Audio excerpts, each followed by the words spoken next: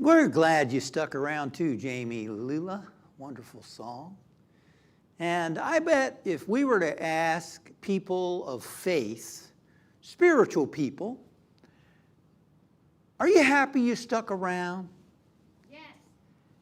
Are you better now than you were before? How many of you would say that about yourself on the spiritual journey? I've asked a lot of people over the years, how many of you are grateful, if you look at some of the big challenges in your life, how many of you looking back would change those challenges? And a lot of people would not do it. They wouldn't change it because of who they've become as a result in the process. And that's one of the reasons why I believe in the presence and activity of God, because I've seen changes in my own life. I had a friend named Harlan Oyer. He used to work at Silent Unity at Unity Village.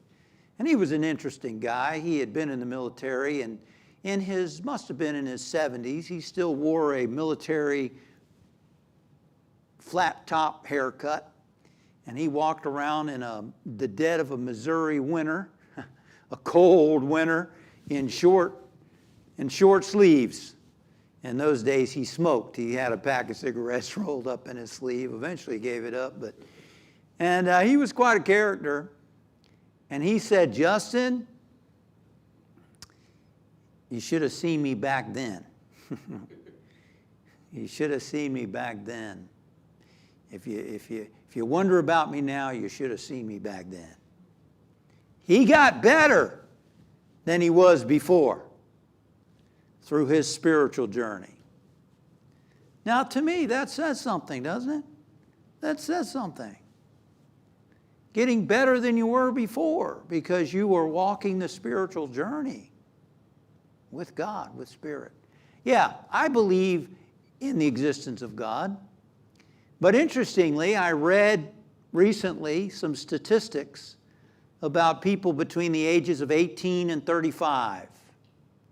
And this is based on good, credible sources, that what used to be 31% of the population that believed in the existence of God, actually, I just messed it up. 60% used to, well, you know what? I'm going to skip that altogether because my brain just totally bockled that up.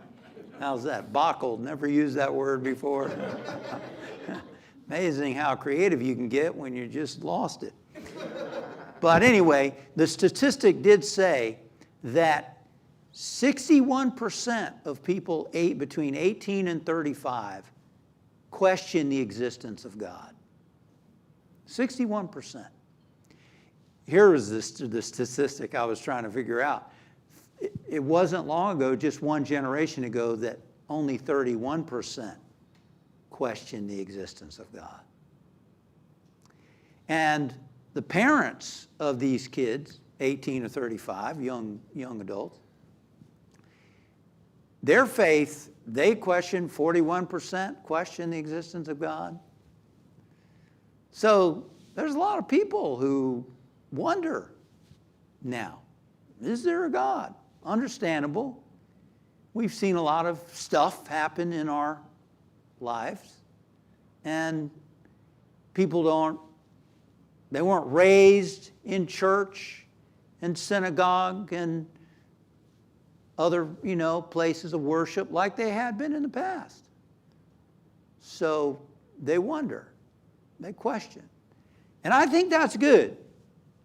I think questioning is a good thing. I questioned in my journey when I was struggling as a freshman in college, wondering, unhappy for the first time in my life. And I wondered, is there a God?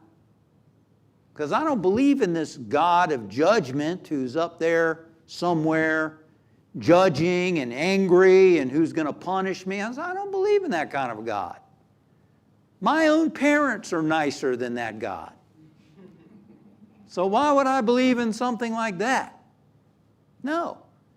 For me, I felt if God existed, God must be a God of love.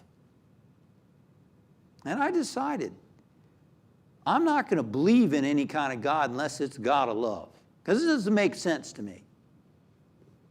One of the ideas that helped me is that God, Spirit, whatever name you want to put in there, because I know a lot of people have problems with the word God, because it conjures up negative beliefs that they were raised with. You know, for them, the association with the word G-O-D is not a good one. So you just put in a word that works for you. I like the word God. I don't have a problem with it. But it took me a while to really embrace the fact that God is love. It really did. My conditioning, being a Jewish, raised Jewish, went to Hebrew school, half a day was English, the other half a day was Hebrew. And I had in my subconscious this idea that, well, maybe God won't like that I think he's love. You know, it took me a while to work with that idea. But eventually it took. I was no longer afraid or, you know, of that happening. But at that time, I was confused. I was lost, really lost, compared to what I had been in my life. I was unhappy for the first time in my life, really unhappy. Always been a happy kid. I was lucky. I was fortunate. My parents were pretty happy, and I got that from them.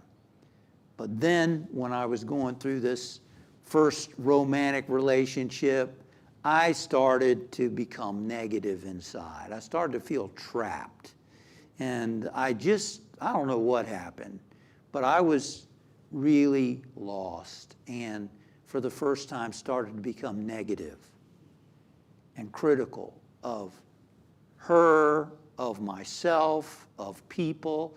You know, when you get to college, you start thinking more about life, and you start to think for yourself. And I started to really think, I don't think people know what the heck they're doing in life. What is this all about? What is the point of all this? And I was really negative, but I had a lifeline. And the lifeline was picking up one of my mom's books on yoga philosophy that was laying around the house, called To Know Yourself by Swami Satchidananda. Now, I was never a big spiritual guy, really. I would pray once in a while. God, please help me meet that beautiful blonde by the pool, you know, when I was 12. Please don't make Dad, Henry or Dad or Mom die, you know. That was my spirituality, going to synagogue on holidays. That was the extent of it. The rest of the time, it was just pretty secular, pretty worldly. I didn't have that much to do with it. So I picked up my mom's book and started to read it, and it was like, oh, makes sense. God is like radio waves, you know, on a radio. Depending on what station you tune in is the music you get. You tune in to WGOD, he didn't say it that way. Guess what? You start to experience that frequency. You tune into hard rock, that's what you get. You tune into classical, that's what you get, you know, on the radio. God was like radio waves. You got to tune in. It's not a man up there in the sky, grumpy old guy up there who gets angry and rewards some and punishes the others. No.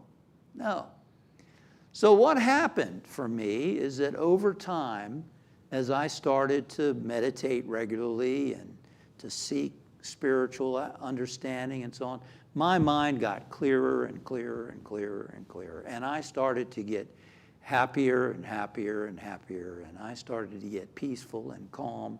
And I started to develop an inner strength that has taken me through tremendous experiences that could break a lot of people. That's one of the reasons why I believe. And I could go into a lot of other things that have happened to me and experiences I've had that were transcendent to the ordinary experiences. You know, from things like having a dream about somebody I hadn't seen in many years and the next day running into them in the post office. Things like spending time all day in meditation and going to sleep and feeling like I was sleeping in joy all night long. Things like seeing stuff happen that seems like it's guided by some kind of intelligence. I know you've had experiences like that. Like, wow, this is amazing how this happened, how this worked out. And it happens a lot. Happens a lot when you look for it, when you trust that there is some kind of order. Then you notice it. You notice it happening. How many of you have noticed that in your life where you're like, wow, that's amazing how this worked out? It's not stupidity, it's not goofy faith, oh, well, that's silly to believe that there's an order. When you see it happen so many times, it's hard not to believe that there's some force, intelligence working. So my own experience, sometimes I wonder, yeah. Even St. Paul, who was the greatest missionary from the Christian religion that there ever was. If it wasn't for St. Paul, Christianity may not even exist today. Did you know that? It's because he went out and brought the message that it survived. And he said, I believe, help my unbelief. I believe, help my unbelief. I think it's pretty challenging to live in the world today without having a question thought every once in a while, right? I was just reading the news recently where the statistic about the French clergy in the Catholic Church and the abuse of children since 1950. I mean, it's not 50 children. It's not 100. I mean, it's a couple of 100,000. And I felt so sad about that. I just felt sad. Sad for the children, sad for the families, and sad to think, and the thoughts that I had of, how could this happen? How could this happen? Yeah, sometimes I have doubt thoughts, but ultimately, it's human beings. We're not puppets. God's not pulling strings. We have choice. And, if you're a pedophile, pedophiles are clever people. I mean, they're people. People are clever. People are smart. They go to places where they could abuse children. Why, hasn't been more accountability, I don't know. There are just things that happen that I don't know. I don't know the answer. There are answers, but I don't, ultimately it's not a logical answer. It's a matter of faith, even the answers. But I still believe, because I see so much evidence that says and points to faith, to belief. My experience teaches me why I believe. Other people's experiences inspire me too. The George Lucas, the Star Wars man, right? He had an experience. He was in a major accident 3 days before his high school graduation. And during that experience, he came out of it and he described that he had an experience with what he later called the Force. He had a divine experience of this presence and Creator through that whole process. In the movie, The Force, it was a force that he experienced. Other people's experience. There are so many people who have had experiences with God, with the Creator, in every religion. Every religion. So we could say, oh, I'm not sure I believe in a God, but there are so many people who have had positive experiences through their faith. I've been reading a book, memoir, by a lady named Mary Carr. It's called Lit. And it's an interesting book. She struggled with alcoholism. And it's her memoir of that struggle. Her mom was an alcoholic, and she was an alcoholic. And here in this book, she's married, she has a child, and she reaches the point where she's sick and tired of being sick and tired. And so she starts seeking help. And a couple of her friends are big supporters. She doesn't believe in God. She doesn't believe in God, but she's going to AA meetings. And a couple of her friends have been telling her, pray. Mary, you should pray. You know that, meditation scientifically has benefits. Even if you don't believe in God, you know it scientifically has benefits. So when you're struggling, pray. One day, she goes to a friend, invite her out to dinner, and there's wine and alcohol involved, and hasn't had any alcohol for a while, and she wants a drink. She feels that craving. She knows she can't do it because she'll get off the wagon and just get back into problems. So she gets up from the table and she goes into the bathroom, and her mind is racing 100 miles an hour. She wants to drink. She wants to go in there and drink that wine. And she's struggling.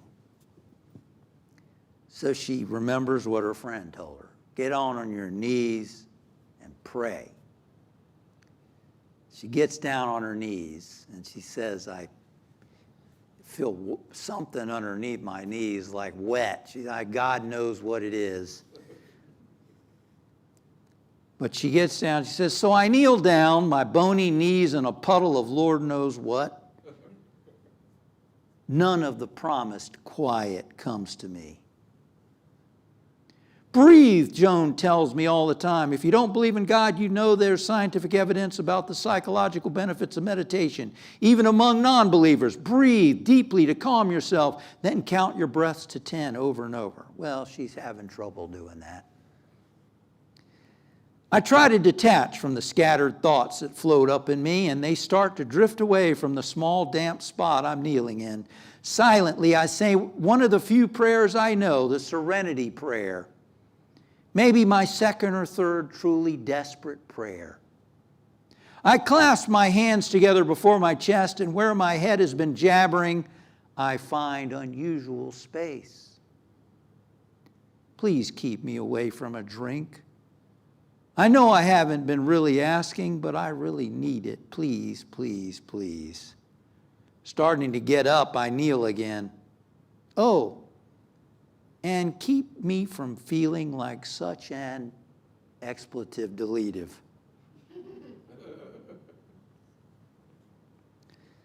She writes, those of you who have never prayed before will cackle like crows and scoff at the change I claim has overtaken me. But the focus of my attention has been yanked from the pinballing in my head to south of my neck, where some solidity holds me together. I feel like a calmer human than the one who'd knelt a few minutes before. The primal chattering in my skull is dissipated as if some wizard conjured it away. I walk back to the table with a pearl balanced in my middle. And Lord, I am hungry. Yeah. Exactly. The experiences of others who have been transformed. And I've met people who were at the bottom of their life, who had lost, their marriage was on the rocks, they emotionally, they were on the rocks, they weren't working out in their job. I've met people like that who started to decide, you know what, I can't do this alone. I'm going to have faith in this presence. I'm going to have faith in this presence. And their whole life changed. Wasn't easy. Took time, one step at a time, one day at a time. and their life is transformed. That's why I believe, because of the testimonies of others.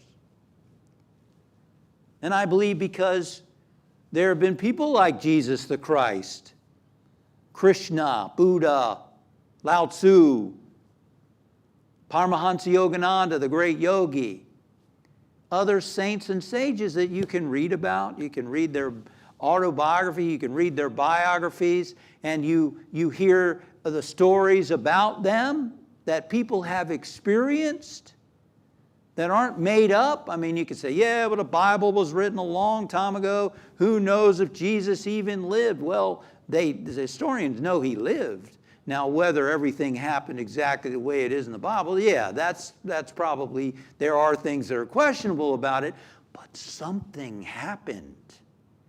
Jesus made some impact that millions and billions of people have still today, still seek that faith. If there wasn't something to it, it would have fizzled out into nothing. Amen.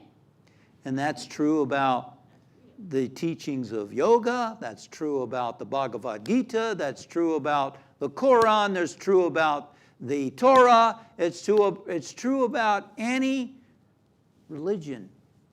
If there was nothing to it, it would fizzle out. But people have been helped by these things. And someone pointed out to me recently when I mentioned the statistics about 18 to 35-year-olds, they said, yeah, they don't believe in the old traditional God, but they're more spiritual in their thinking. Interesting.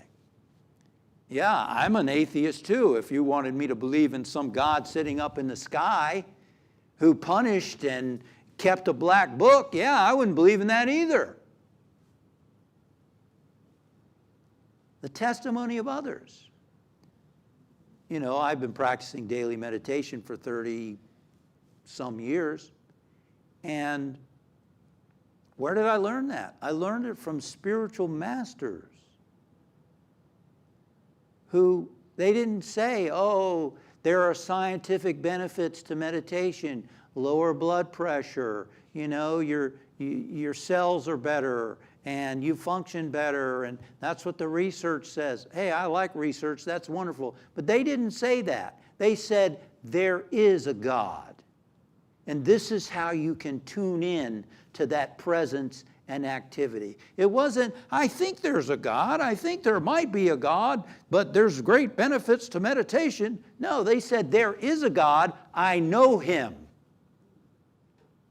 I know him, her, it. The presence. I know it. And so, times when I've had doubts and questions, I remember the saints and sages and masters who say, I know him. I know the presence. Follow thou me. I am the way, the truth, and the life. Not the man, but the path, the way. The Tao Te Ching is called the way. Jesus said, I am the way. The God in him is the way. Follow thou me. I believe because of the experiences of others. I believe because of science. Even science points to the miracle of life. I mean, if our earth, if we were just a little bit further from the sun or a little bit closer to the sun, we wouldn't exist. You realize that? If things were just a little bit different, we couldn't have life on the planet. We're exactly in the perfect distance from the sun for life. Other interesting things. Scientists can't see 95% of the universe. 95% of the universe they call dark matter. They can't see it. They can only sense it. That's interesting. They say the universe has been declining in energy in what is called entropy, and yet Islands of negative entropy exist, such as our planet. For billions of years, life on planet Earth has defied entropy. Everything else is declining in energy, but not our Earth has defied it for billions of years.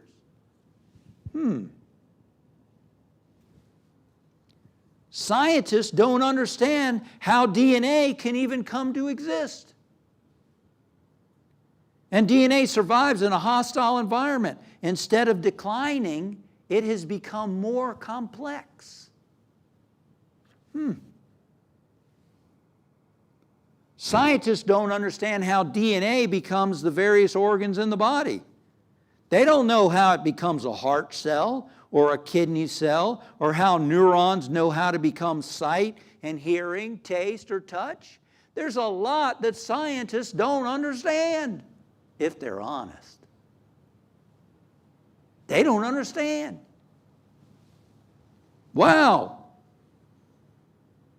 Albert Einstein, perhaps the greatest thinker of the 20th century, said, "Try and penetrate with our limited means the secrets of nature, and you will find that behind all the discernible laws and connections, there remains something subtle, intangible, and inexplicable." Veneration for this force beyond anything we can comprehend is my religion. To that extent, I am, in fact, religious. I believe because of science. I believe because I think things have gotten better. I know right now, having been through the pandemic, and we're still going through it, seeing the polarization in politics and with people around masks and vaccination and all that stuff, that we can lose sight of and go, I don't know if things have gotten better, they seem worse. I went to my first Yankees game a week ago, first ever. They got their pants beat off that day, but it was fun, and fun going to the game. And one of the people there, I was just thinking as we were sitting up in this big stadium, with all these people and all this energy, I was thinking, we've come a long way since ancient Rome, haven't we? And as soon as I said that, one of the people I was with, a friend, she said, "That's funny you should say that, because I was just saying how mean people are." And then when she heard me say that, she said, "You know what? I guess they're not that mean, are they? I guess they're not that mean." I mean, in ancient Rome, we would have been sitting up in the stadium watching people get torn apart by lions. They would have thrown me in there with the lions. I mean, if one of Bill Gates' books that he recommends has a title about, everything has gotten better. Don't believe that I haven't read the book, but I like the title. Everything's gotten better. I mean, if we look at human history, things have gotten better, and they're getting better. Thank God people are finally holding the Catholic Church accountable for the sexual abuse. It's better. We're getting to the point of accountability. Thank God more of the accountability is happening. I think things are getting better. They're going to get better. They always have. And they will continue. That's why I believe. And lastly, I believe because I think about people and the love that parents have for their children. I know not everybody's a good parent. Not everyone has had good parenting, because people have hurts. Parents have hurts. They have frustrations. They carry stuff from their childhood. Everybody's had a different upbringing, but mostly parents love their children. And they will give their lives for their children, and do give their lives for their children.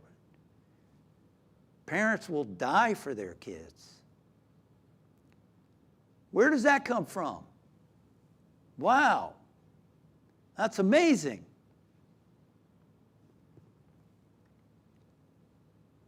Look at the animal world.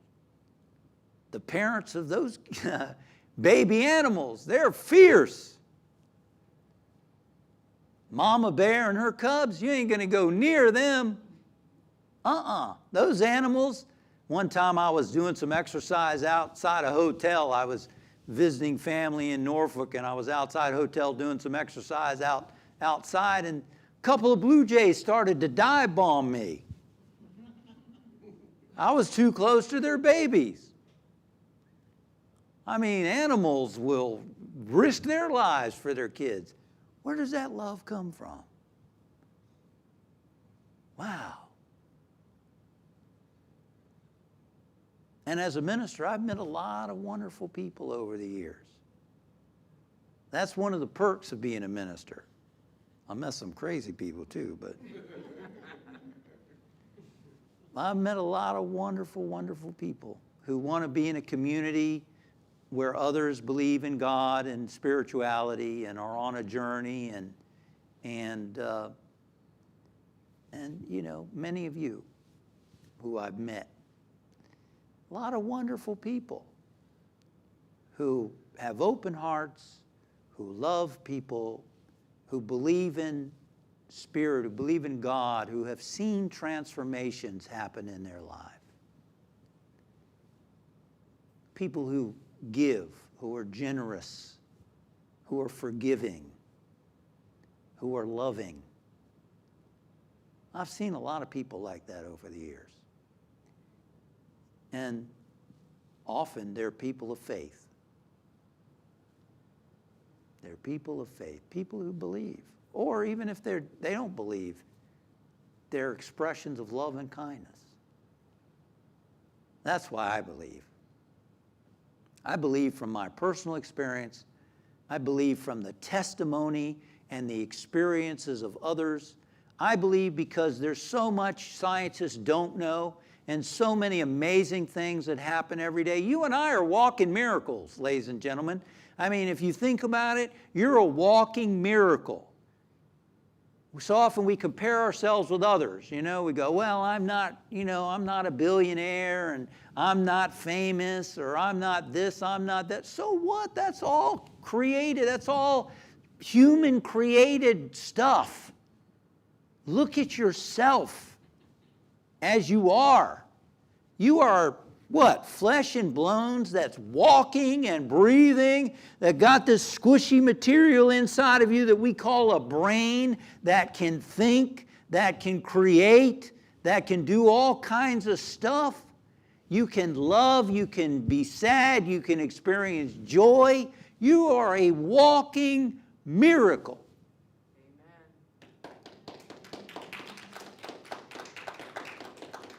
That's why I believe.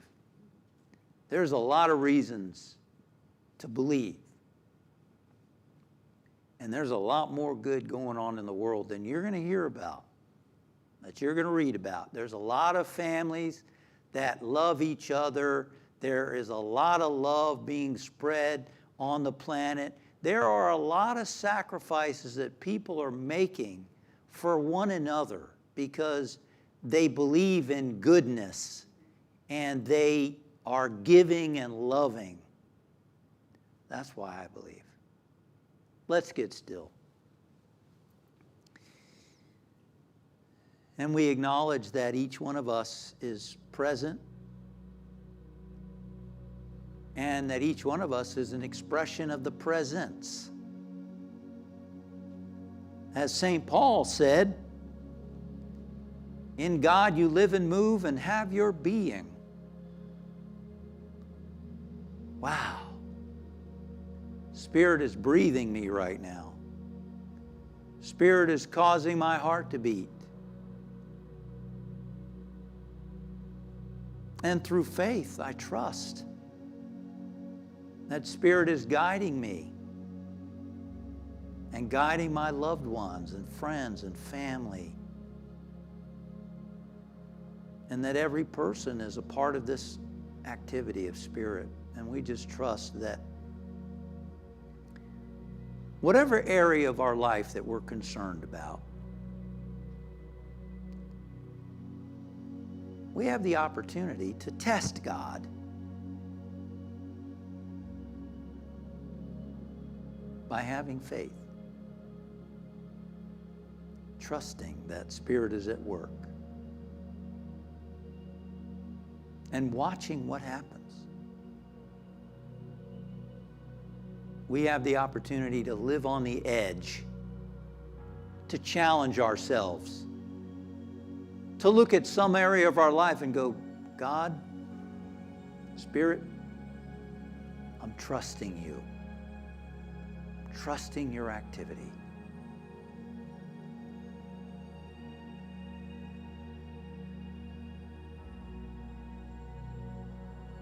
And we stand at a critical time, a time where there is a great need for truth, for light, for understanding, for wisdom, for people centered in love, people centered in understanding and in truth. So let us go forth today to have faith, to believe, and we thank you, Father, Mother, God.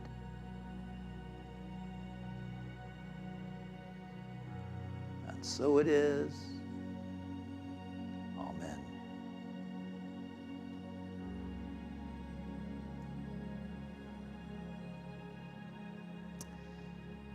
And I thank you for coming out and joining us this morning, watching online. And we thank our musicians today, Arnae Batson, Jami Lula. Thank you for inspiring us with your music this morning. And thank you to Lucid Studios that helps us to produce this service online for people at home. And I invite you to join me now in affirming the prayer for protection. The light of God surrounds us. The love of God enfolds us. The power of God protects us. The presence of God watches over us. Wherever we are, God is, and all is well. Yea, God, and yea, you, because you're an expression of God. Namaste, and God bless you.